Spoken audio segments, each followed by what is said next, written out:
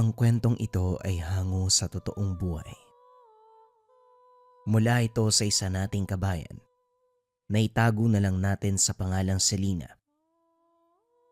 Taong 1950, Bataan.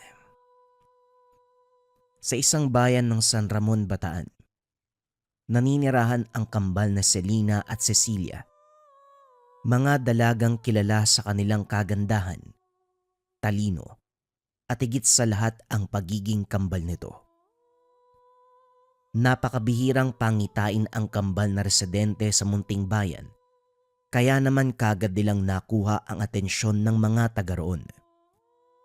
Simula pa lang pagkabata, para silang iisang kaluluwa sa dalawang katawan. Parehong matulungin, masiyahin at masipag ang mga ito. Gayunpaman, makikita kagad ang pinagkaiba ng kambal. Si Selena ay mas tahimik, mapagmasid, kumpara kay Cecilia na mas palatawa at mahilig makipaglaro. Isa pa sa kanilang pagkakaiba, hindi kailanman nagsinungaling si Selena.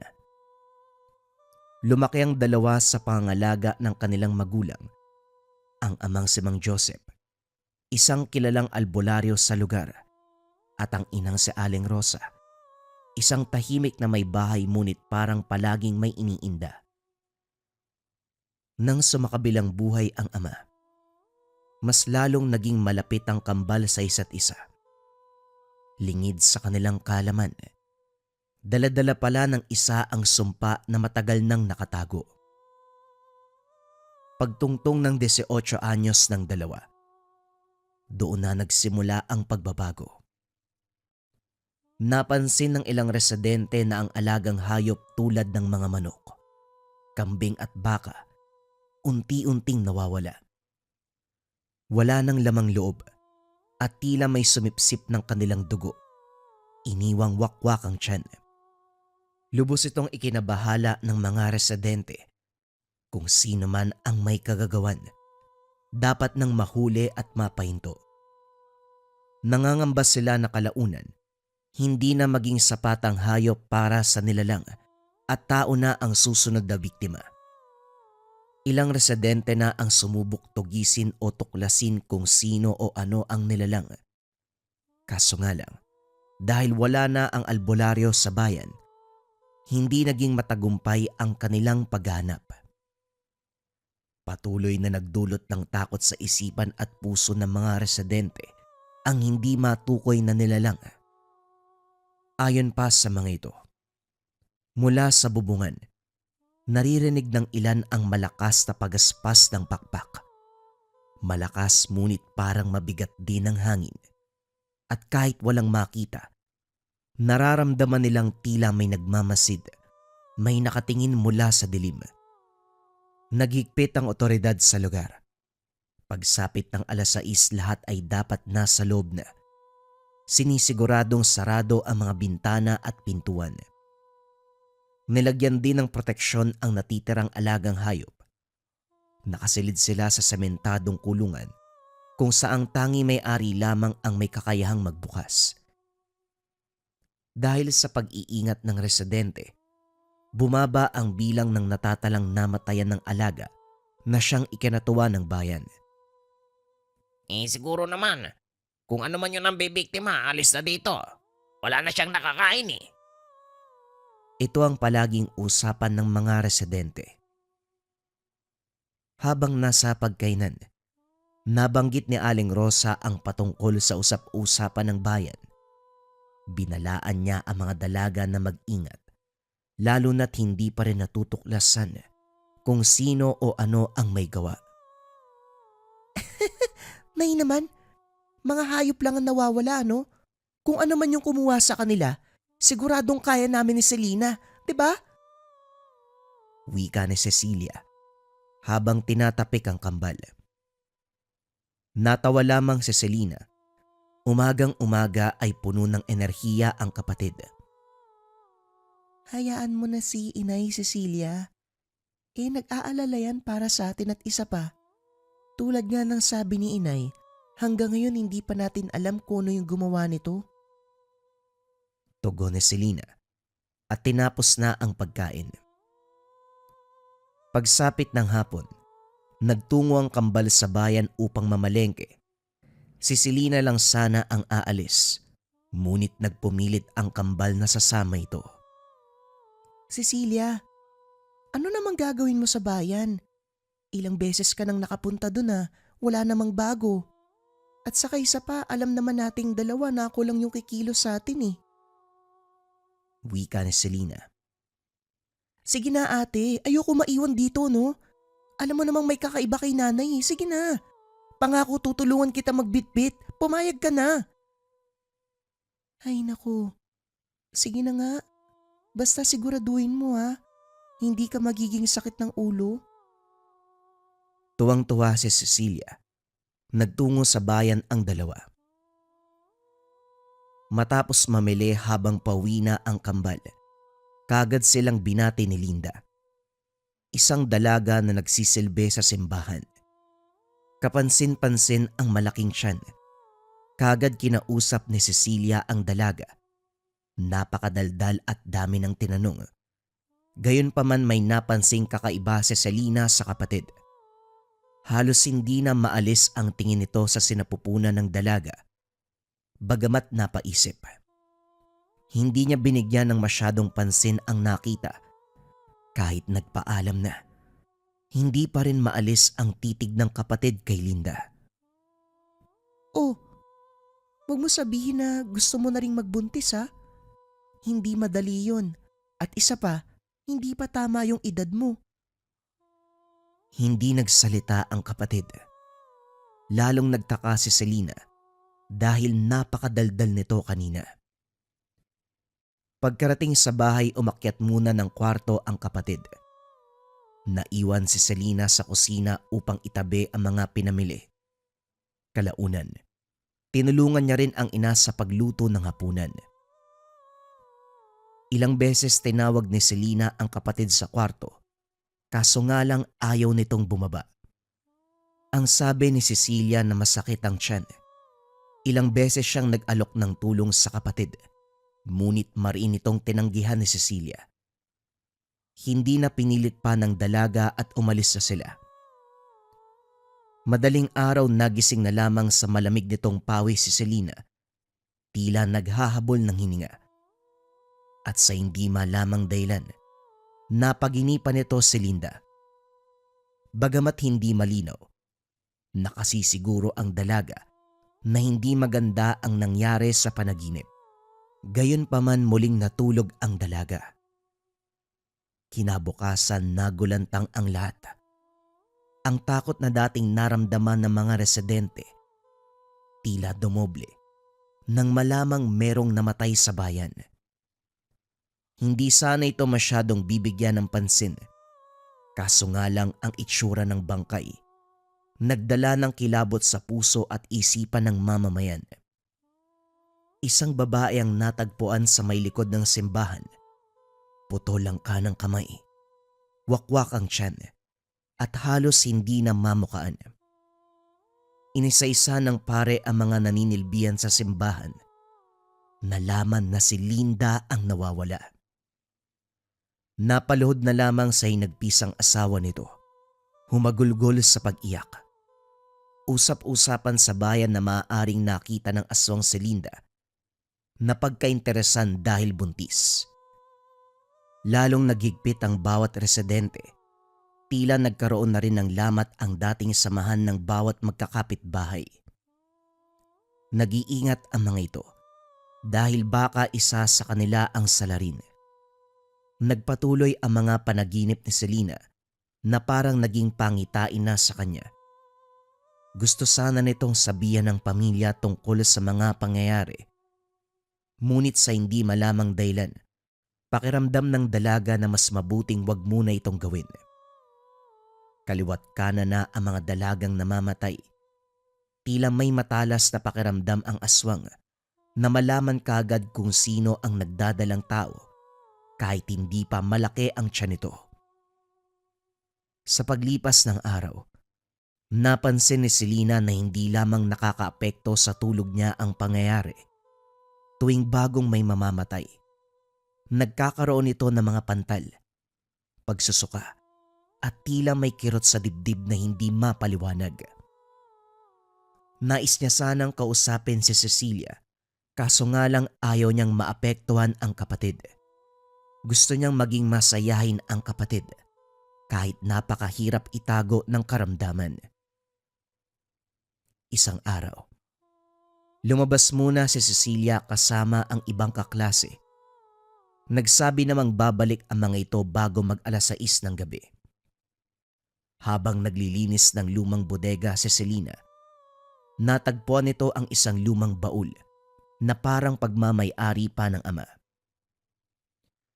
Hindi niya napigilang maluwa dahil malapit silang dalawa.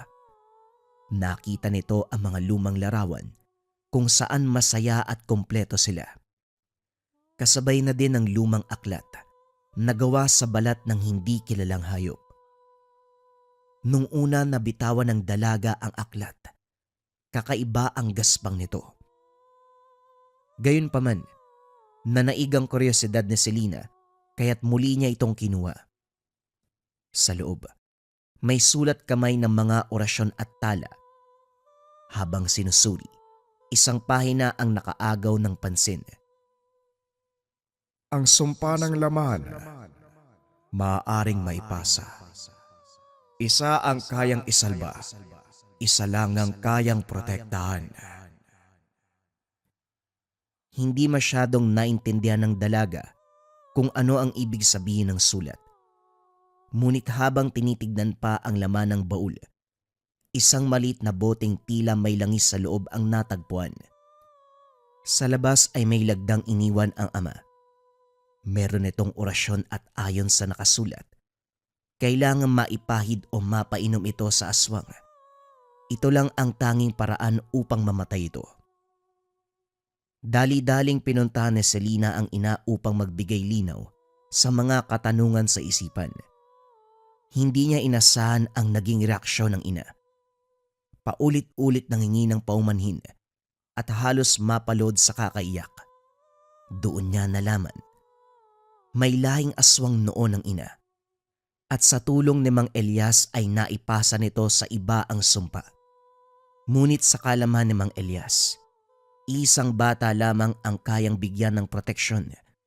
Hindi inaasahan ng mag-asawa na kambal ang magiging anak. Ginawa lahat ni Mang Elias upang malagyan din ng proteksyon si Cecilia. Kaso nga lang huli na ang lahat. Tanging pananalig at pananampalataya na lamang, isang milagro ang makakatulong sa kambal. Kaya po ba, ganun mo itrato si Cecilia? Kasi alam mong aswang siya. Bakit hindi niyo po kaagad sinabi? E di sana natulungan natin siya bago pa mahuli ang lahat. Ibig sabihin, siya yung pumatay sa... Natigilan sa pagsasalita si Selena nang dumating si Cecilia. Nay, te, asan kayo? May dala ko mga pasalubong oh. Oh, ano nangyari? Para kayo nakakita ng multo. Nay, bakit ka umiiyak dyan? Nagulat si Cecilia dahil biglang sumigaw ang nanay. Halos itulak pa siya papalayo.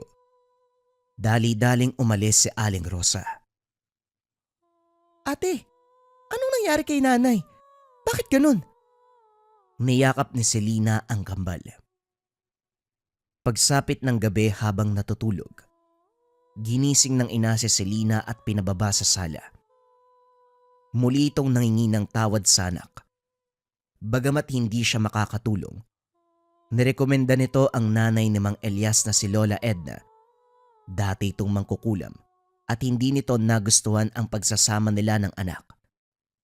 Gayunpaman, nakakasiguro naman si Aling Rosa na kahit papano ay mahal ng matanda ang kanyang mga apo. Bakit ka ganyan, Nay?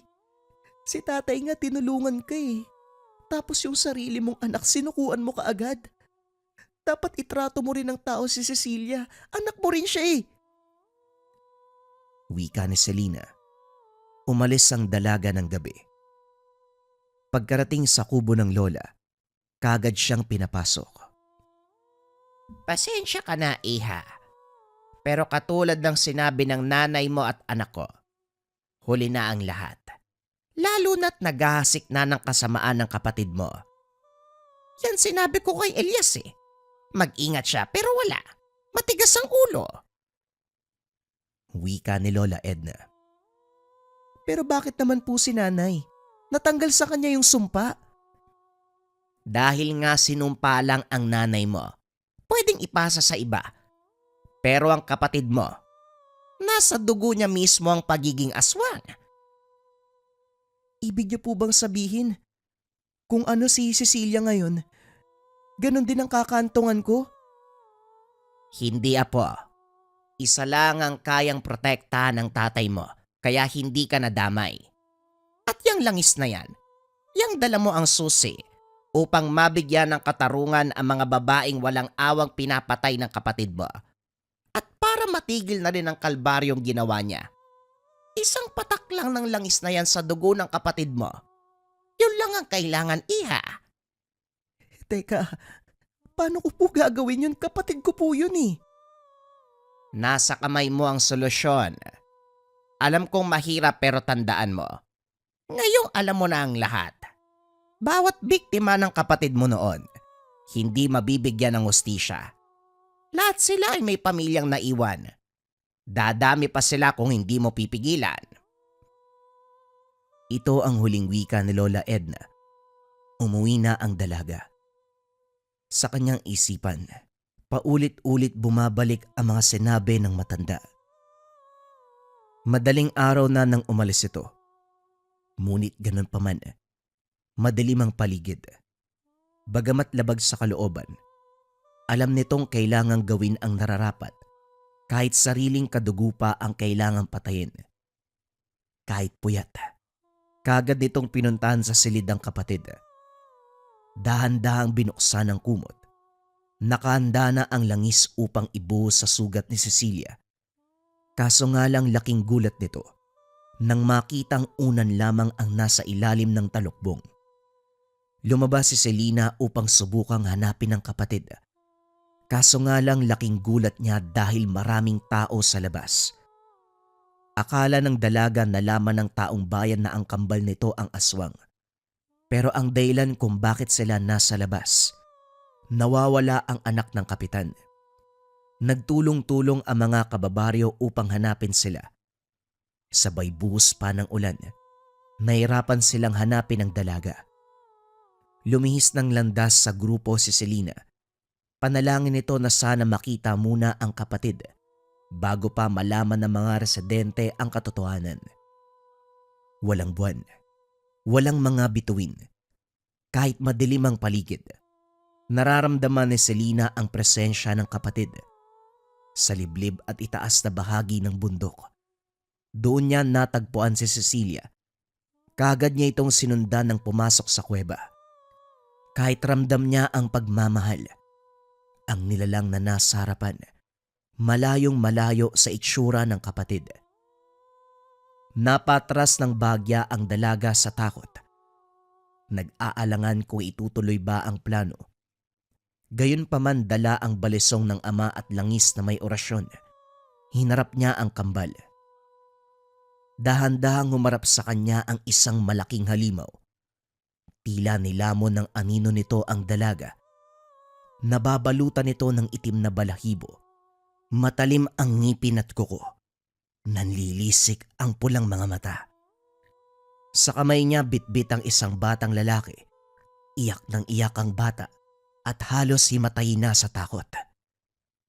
Tinitigan siya ng nilalang hanggang sa dahan-dahan nitong nilapag ang bata. Kaso nga lang, nakita nito ang dalang balisong ng kapatid. Nagbago ang reaksyon ng halimaw. Para saan ang dala mo? Papatayin mo ko. Mabilis ang kilos ni Cecilia. Binuka ang bibig at akmang kakagatin na ang bata. Kagad lumapit si Selena upang pigilan ito. Kaso nga lang nakailag ang halimaw sa atake. Nadaplisan nito ang balikat ng kapatid. Napasigaw sa sakit ang dalaga. Muli itong inatake ng halimaw. Dahil dito, nabitawan niya ang balisong Tumalsik ito sa malayo.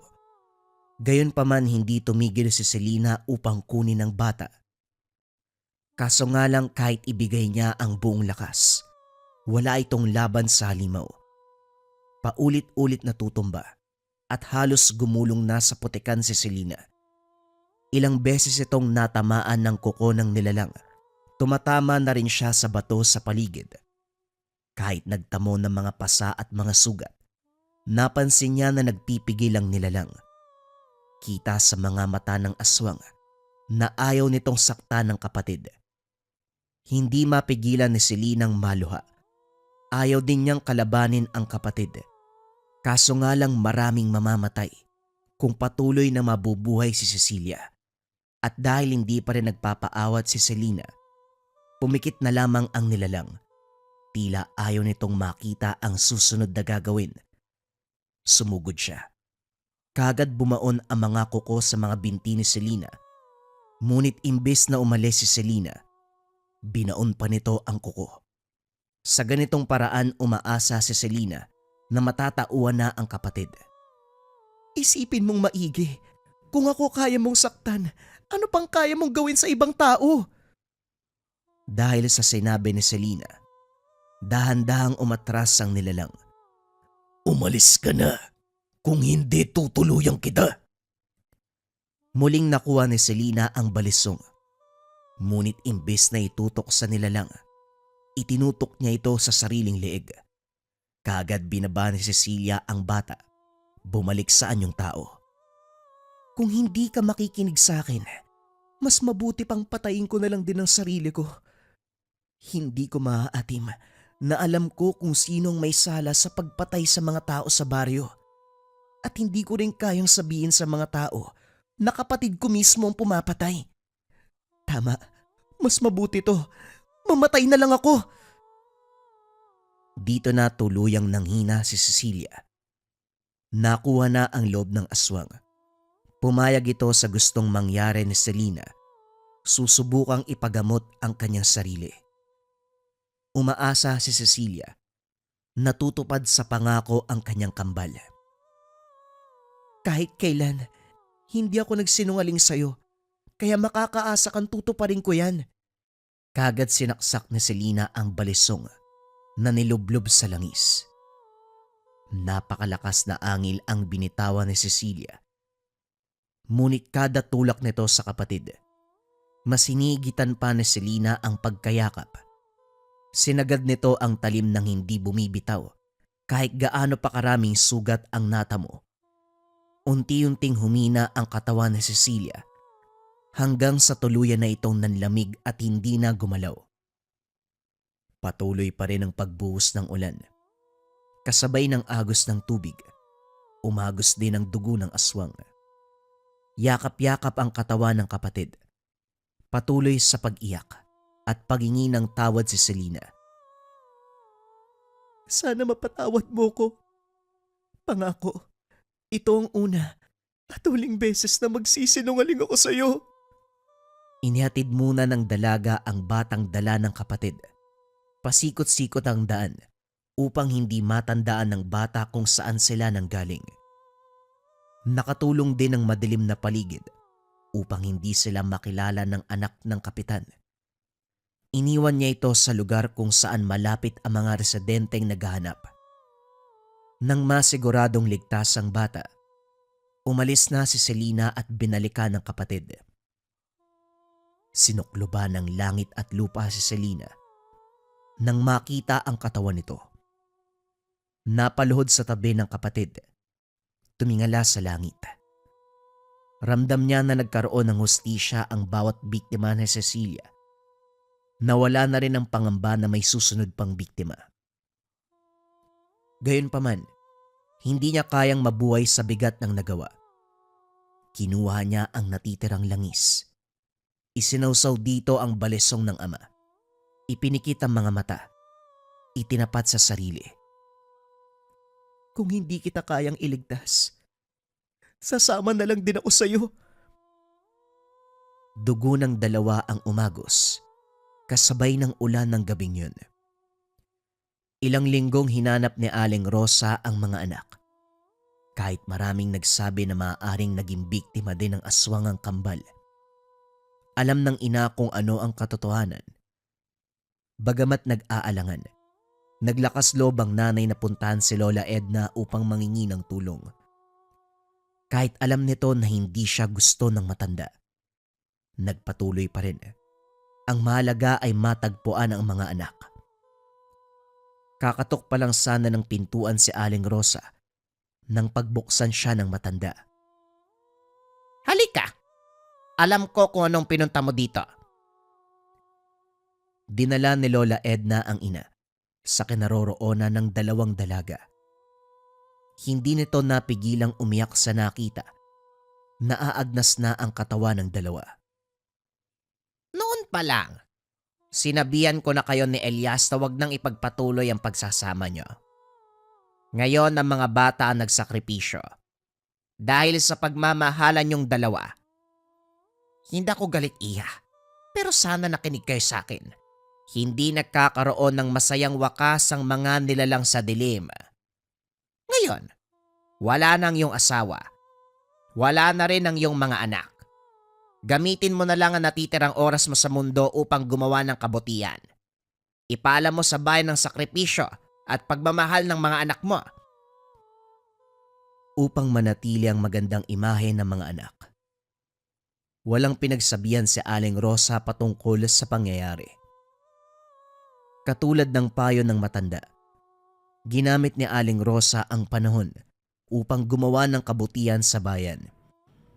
Ibinuhos niya ang buhay upang tumulong, magbigay gabay at turuan ang taong bayan kung paanong proteksyonan ang sarili sa iba't ibang uri ng elemento at nilalang. Bagamat nagsisisi pa rin ito, na hindi man lang niya naparamdam ang pagmamahal sa mga anak lalo na kay Cecilia, bumawi na lamang siya sa mga naging biktima ng anak nito. Ilang taon nang lumipas, isang matandang babae ang nagbabahagi ng istorya sa mga bata tuwing gabi. Sa gitna daw ng kagubatan ng Bataan, may 2 punong kahoy na tila magkahawak ang ugat. Ang sabi, kambal na nagsakripisyo, isa para sa bayan, isa para sa kapatid. Simula noon, tuwing may kabilugan ng buwan, nagdarasal ang mga taga San Ramon sa tulong ni Aling Rosa.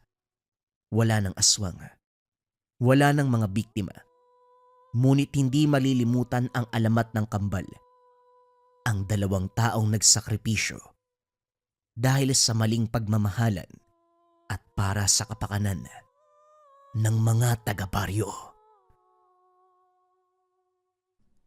Bagong kwento pa rin ang kasunod, mga kabayan. Ito ay istorya patungkol sa gayuma ng engkanto. Simulan na ang kwento. Ang kwentong ito ay hango sa totoong buhay. Mula ito sa isa nating kabayan. Naitago na lamang natin sa pangalang Mando. Taong 2001. Siquijor. Nagsimula ang lahat nang may nakapagsabi kay Mando tungkol sa pangangaliwa ng asawa. Nag-ibang bayan ito upang magtrabaho pero batay sa sumbong ng kakilala, may kinakasamang lalaki.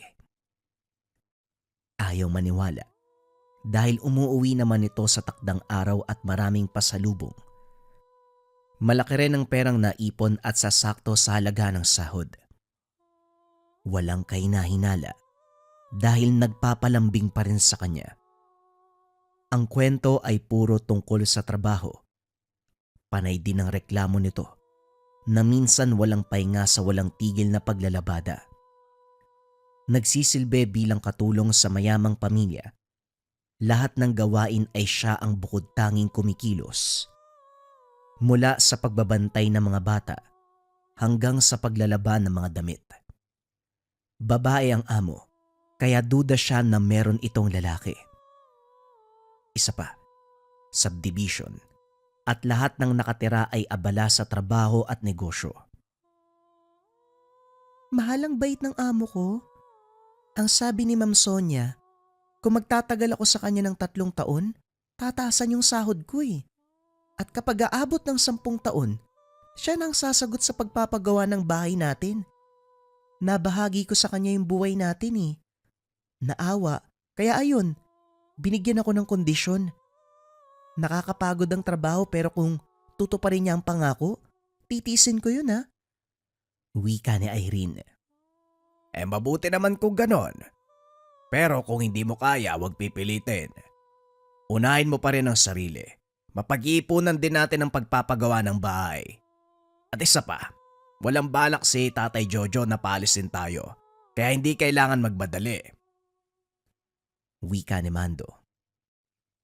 Pero mas mainam na meron tayong sariling bahay para magagawa natin ang lahat ng gusto. Nakakaya na rin kay Tatay Jojo eh. Kung tutuusin, dapat bumukod tayo kasi mag-asawa tayo. Kung ako lang naman, dito na ako sa tahanang to.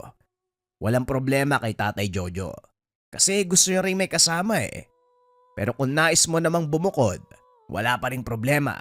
Pagdating ng araw, kapag may sapat ng ipon, ipapatayo natin ang bahay na gusto mo. Tugon ni Mando sa asawa. Gumanti ito ng ngiti at yumakap sa kanya. Sabay nang nagpahinga dahil meron pang maagang lakad. Kinabukasan nagulat na lamang si Mando dahil wala na sa tabi si Irene pagkagising. Hinanap sa loob ng tahanan pero hindi magilap. Wala din sa labas. Nagtatakang lumapit si Tatay Jojo. Kung makahanap ka naman parang nilayasan ka ng asawa mo. Sandali. May hindi pa kayo pagkakaunawaan. Maaga yung umalis Nagmumug nga lang tapos lumabas na Ano nangyari? Bakit nyo naman po nasasabi ang ganyan? Maayos naman po ang pagsasama namin ni Irene. Hinuwa ko lang naman batay sa kilos ng babae. Kanina kasi nagmamadali. Mabilisan ang kilos na parang may hinahabol na oras. Hindi ko nga alam kung napansin niya magkaibang pares ng bakya yung sinuot.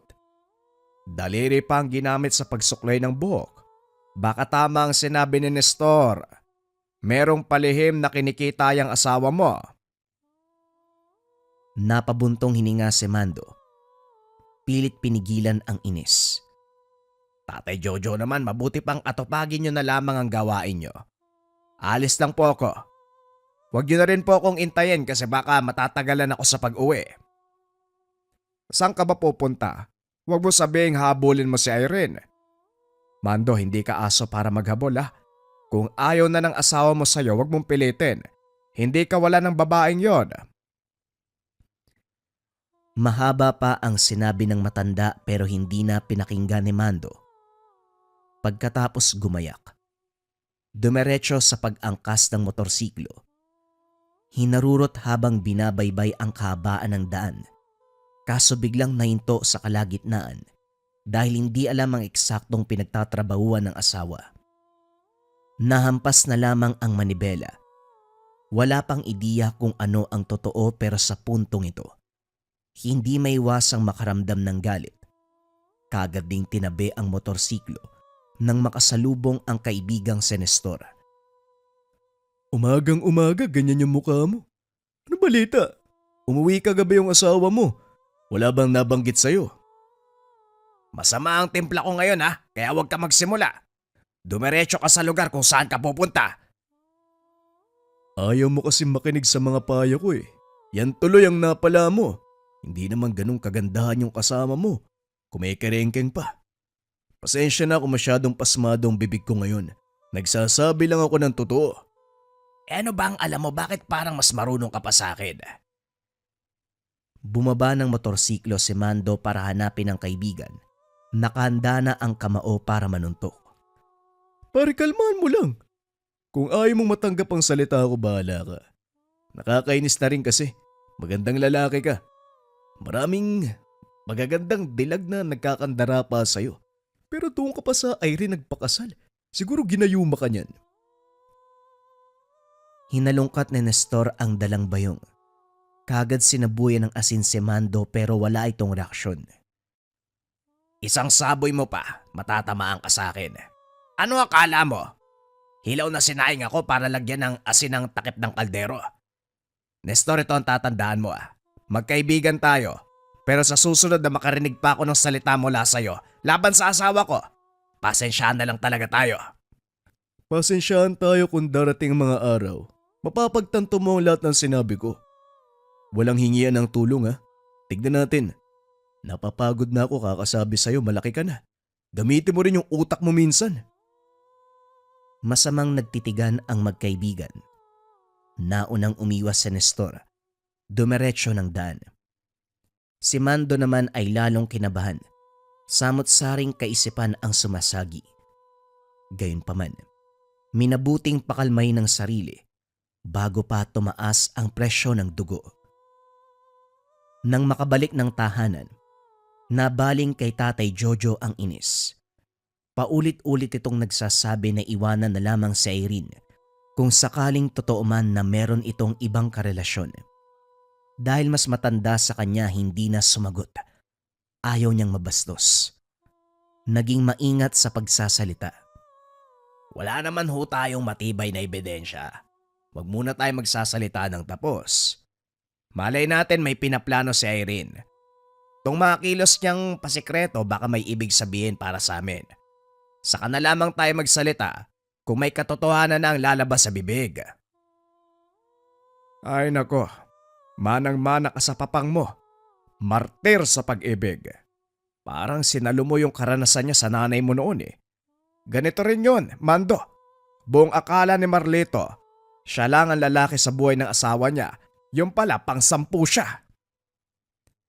Napakamot na lamang sa ulo si Mando. Sumakabilang buhay na si nanay at tatay. Kalma ka sa salita mo mamaya, dalawin ka niyan. Umalis na lamang si Mando. Pumasok ng kwarto para ligpitin ang higaan na nakaligtaan kanina. Natigilan nang makita ang gamit ng asawa sa ilalim ng papag. Naiwan ang isang bag.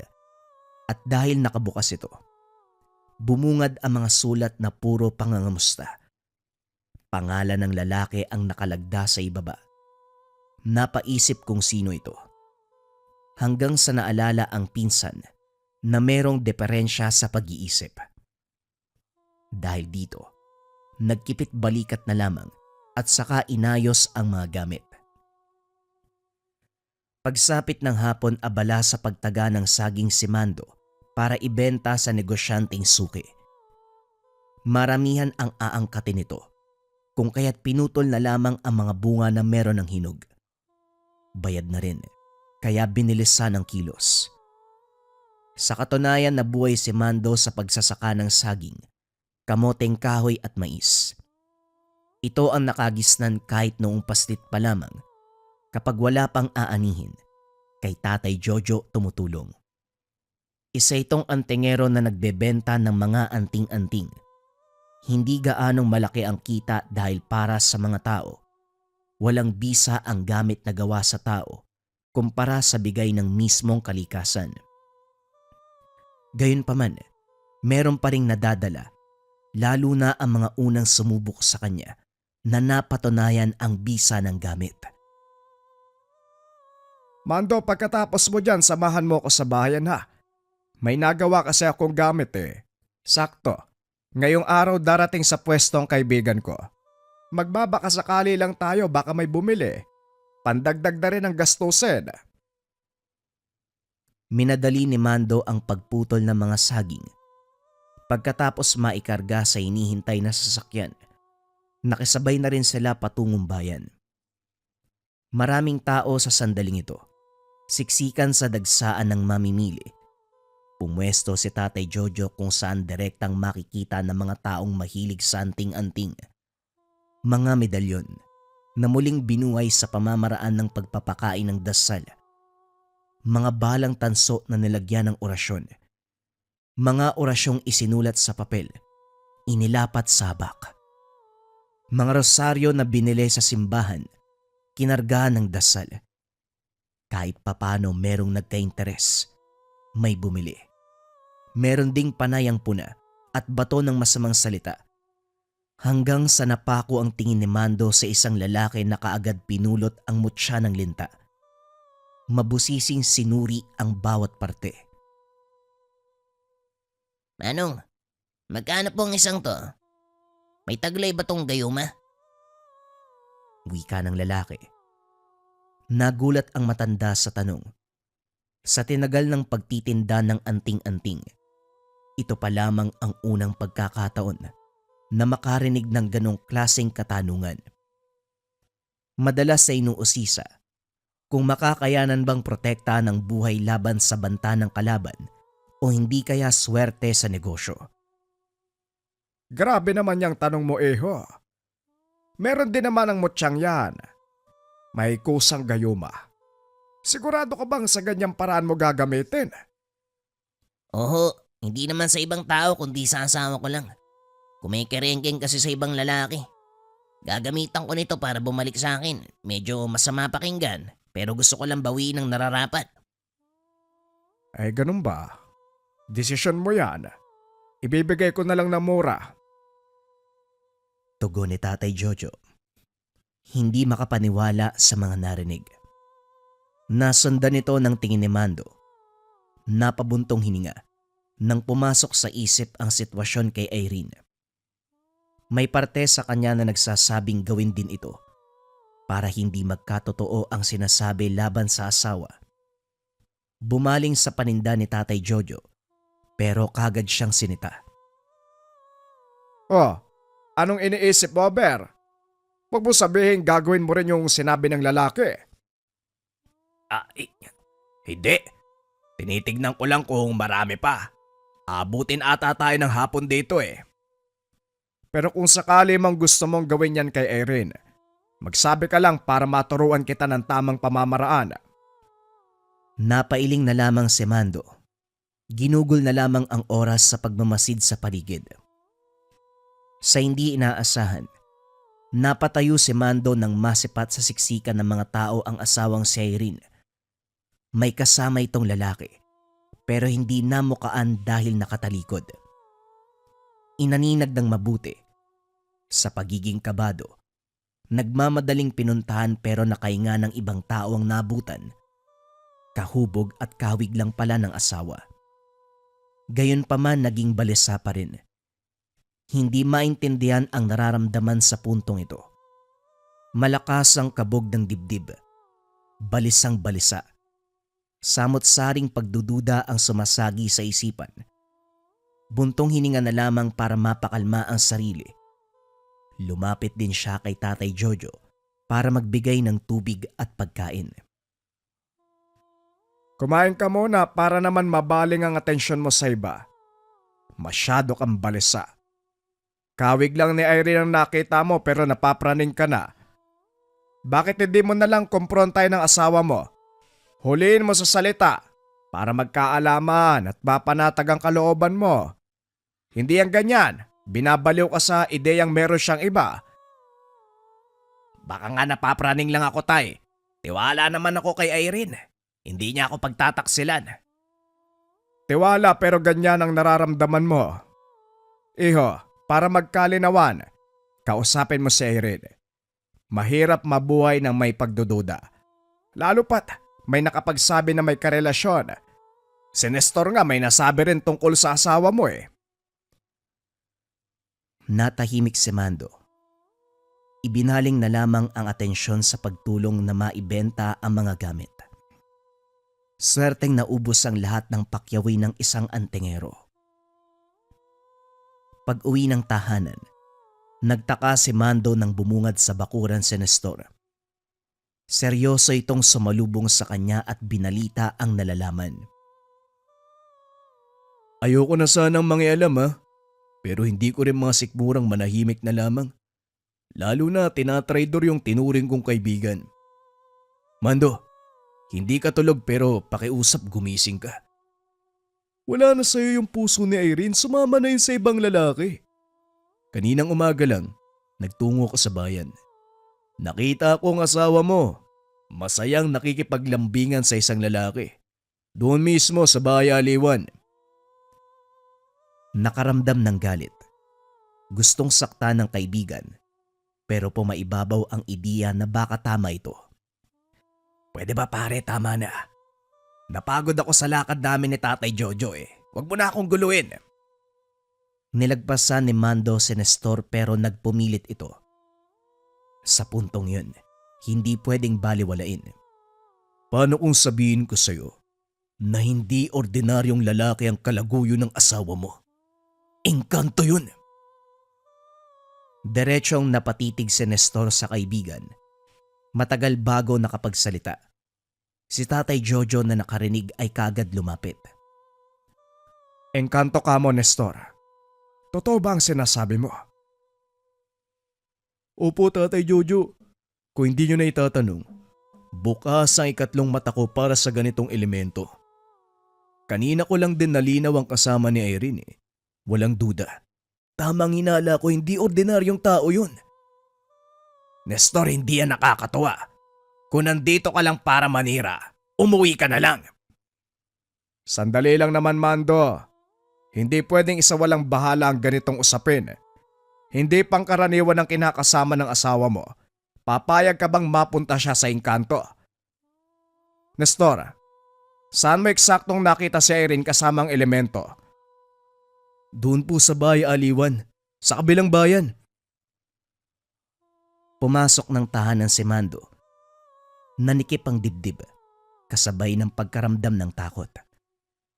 Hindi na alam kung ano ang iisipin sa mga kaganapan. Nangihina. Wala nang sapat na lakas para harapin ang pangyayari. Gayunpaman alisto si Tatay Jojo. Nakipagkasundo kay Nestor para mapuntahan si Irene. Tumulong naman ito. Walang pagdadalawang isip. Pinuntahan ng subdivision na pinagtatrabahuhan. Naabutan nila si Irene sa likod. Nakaupo sa tumbang puno habang may nakayakap na lalaki.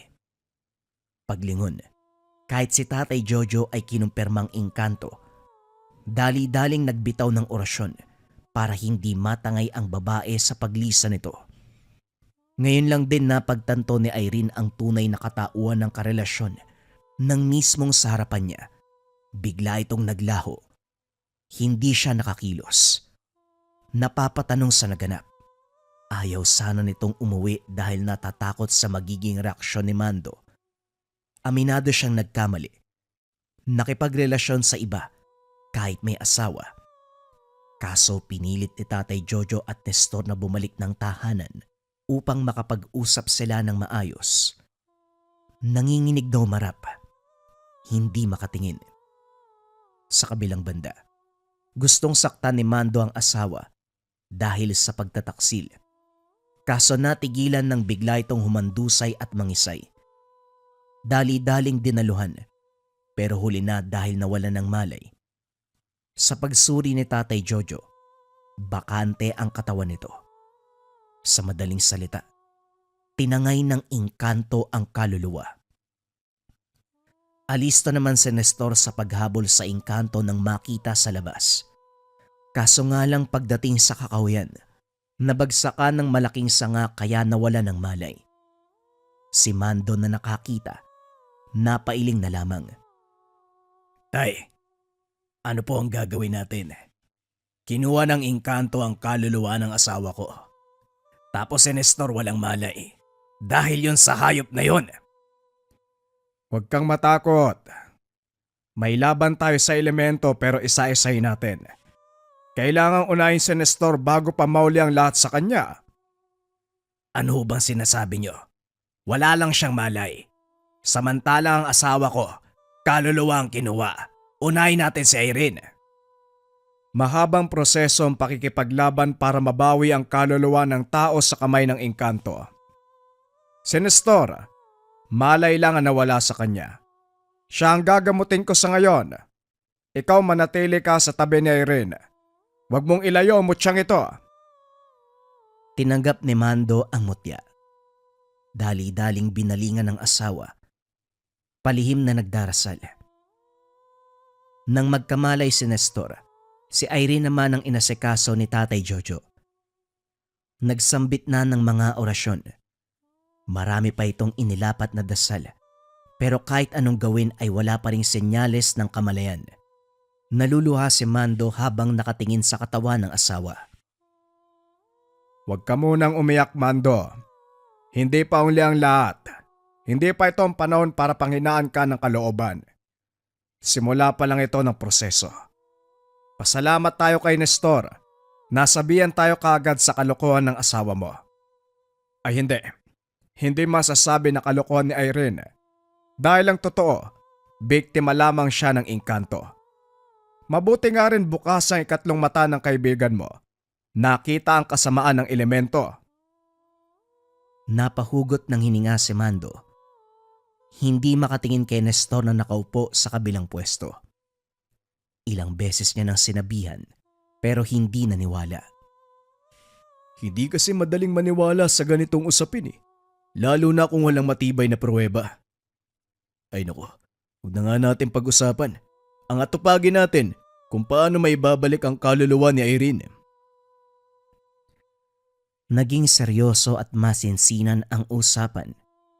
Pinangunahan ni Tatay Jojo ang plano.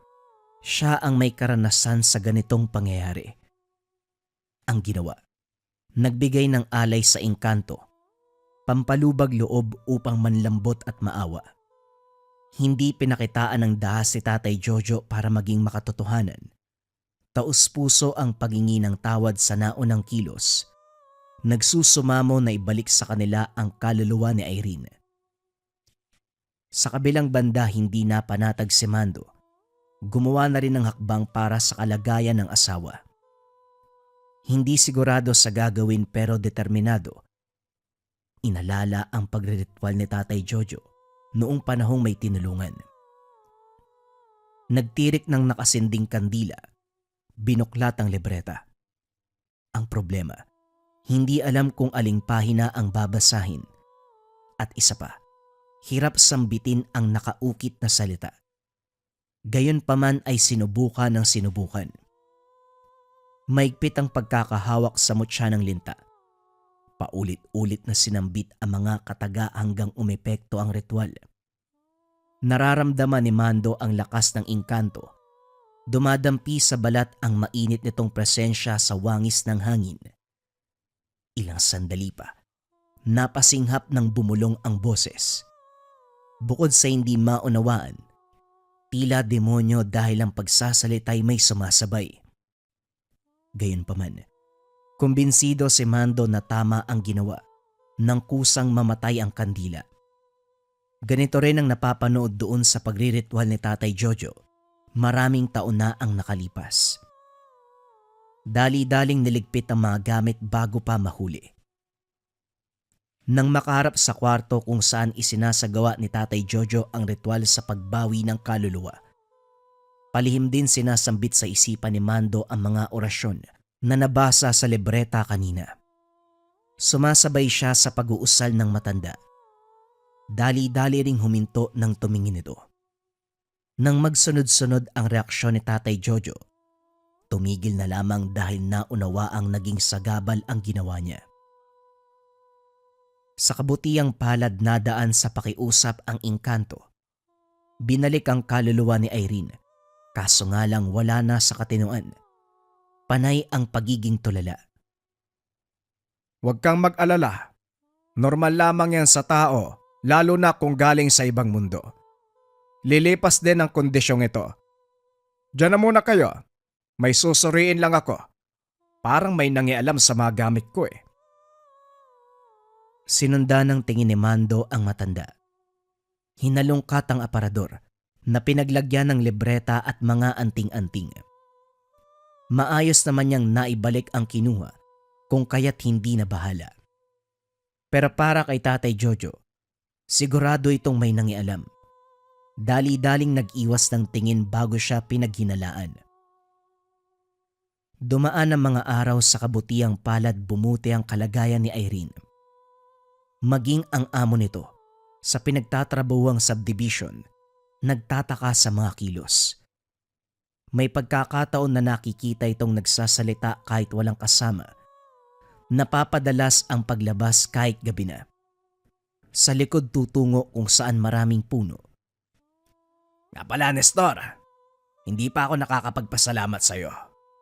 Maraming salamat sa pagligtas mo kay Irene. Kung hindi ka nagpumilit na sabihin sa akin, hanggang ngayon siguro, biktima pa rin ng engkanto ang asawa ko. Pasensya ka na kung hindi ako naniwala kaagad. Wika ni Mando nang mag-abot sila sa taniman. Hanga nga ako sa asawa mo eh. Hindi naman kagandahan pero naibigan pa rin ang elemento. Pasensya ka na pero walang anuman. Kaibigan kasi kita kaya kung may napapansin ako na may kinalaman sa'yo, asahan mong may gagawin ako. Sa pagpapatuloy ng normal na buhay, si Mando naman ang nagtaka sa sarili. Ilang beses na siyang nakaramdam ng kakaiba sa paligid, lalo na kung nasa mapunong bahagi. Parang may lumalapit na hindi nakikita. Kung minsan pa, namamalikmata, may nasisipat na anino ng babae kung saan-saan. Pinalampas niya ito, inisip na baka napapagod lang. Kaso nga lang maging sa pagtulog, parang may ibang taong katabi. Dito na siya nagduda. Mahal pa na yung ikot mo sa higaan Ayos ka lang ba? Nag-aalalang tanong ng asawa nang makarap sa mesa para sa agahan. Para kang adik ka, ang pula ng mata mo. May bumabagabag ba sa'yo? Ilang araw na kitang nakikitang balisa. Hindi ko rin po alam eh. Parang may gumugulong elemento sa akin. Kung minsan bigla na lang ako nakakakita ng babae, pero hindi malinaw ang muka. Tapos kapag nasa mapunong bahagi ako, parang may sumasabay. Parang may kasama ako na hindi nakikita eh. Baka naman minumulto ka ng babae mo. Ikaw yata ay nagtaksil gumaganti ka May iba nga ako, Mando. May gusto kong itanong sa'yo eh. Kaso hindi ako nagkaroon ng oras. Magtapat ka nga. Ni minsan ba, ginalaw mo mga gamit ko sa aparador? Yung libreta? O hindi kaya mga anting-anting? Natahimik si Mando, kinabahan sa biglaang tanong ng matanda. Gayunpaman, minabuting hindi magpalata. Kagad umiling at nagbigay ng rason. Lumipas sa mga araw. Sa puntong ito lalong lumala ang sitwasyon ni Mando. Nakakaramdam ng pagyakap sa tuwing hihiga. Hindi masasabing si Irene dahil may pagkakataon na mahimbing ang tulog nito. Sinubukang kumalma pero biglang napasigaw. Nang makita ang refleksyon sa salamin, nakakakilabot na elemento. Ang malalapay na kayakap sa likuran. Natatarantang tinaboy. Sakalang humiwalay nang lumabas si Tatay Jojo sa kabilang kwarto. Pinakiramdaman ng matanda ang presensya sa paligid. Nang sinuri mismo si Mando, dito napagtantong nagsisinungaling. Tinanong kita kung nangyalam ka ba sa mga gamit ko. Ang sabi mo hindi. Tapos ito ang malalaman ko. Mando, nagsagawa ka ng ritual na akala mo'y makakabuti at makakatulong sa sitwasyon ni Irene. Pero nagkamali ka. Dahil ang ginawa mo, panghalina sa ligaw na engkanto. Ang binuklat mong pahina ng libreta ay para paganahin ng bisa ng mutya na siyang aagaw ng atensyon ng elemento. Hindi lang yon, susundan ka. Mawiwili sa'yo dahil nga hinalina mo. Pambihira. Katulad lang ito ng binili ng lalaki doon sa bayan eh. Mutya ng linta, gagayumahin ng sariling asawa. Yung pabaon kong orasyon ay kagaya ng binasa mo sa patagong pagre-ritual. Ang kaibahan lang, tawang pinatutungkulan ng lalaki. Ikaw naman, engkantong na biktima mo. Nanghina si Mando sa narinig. Napatulala na lamang nang mapagtanto ang katotohanan. Gayunpaman, sinagot ni Tatay Jojo ang lahat para sa kaligtasan niya. Naghanda ng mga gamit si Tatay Jojo para tuluyang maitaboy ang engkanto at maputol ang naunang ritual na ginawa ni Mando. Kaso nga lang sa unang bahagi, kagad ng bulabog ang elemento. Nagtangka itong patayin ng espiritual na kamalayan ni Mando. Mabuti na lamang maagap ang matanda. Naisaboy ang tubig na pinagbabara ng mutya. Umalingaw-ngaw ang daing nito. Hindi rin nakaligtas sa ritual ni Tatay Jojo. Hinuli ng matanda ang espiritu at kinulong sa bote. Dali-daling nagsunog sa labas at itinapon sa apoy. Patuloy na maririnig ang hinaing ng engkanto. Sinubukan pa nitong makawala pero sa sandaling nabasag ang bote. Dito na rin nagtapos ang buhay. Sinara ni Tatay Jojo ang buong proseso sa isang mahabang dasal. Nakainga ang lahat sa takbo ng kaganapan. Si Mando sa kabilang banda. Napasabunot sa sarili dahil sa ginawa. Nakatanggap ng sermon mula kay Tatay Jojo. Pinaintindi na hindi dahil nakitang ginawa ang isang bagay ay gagawin din.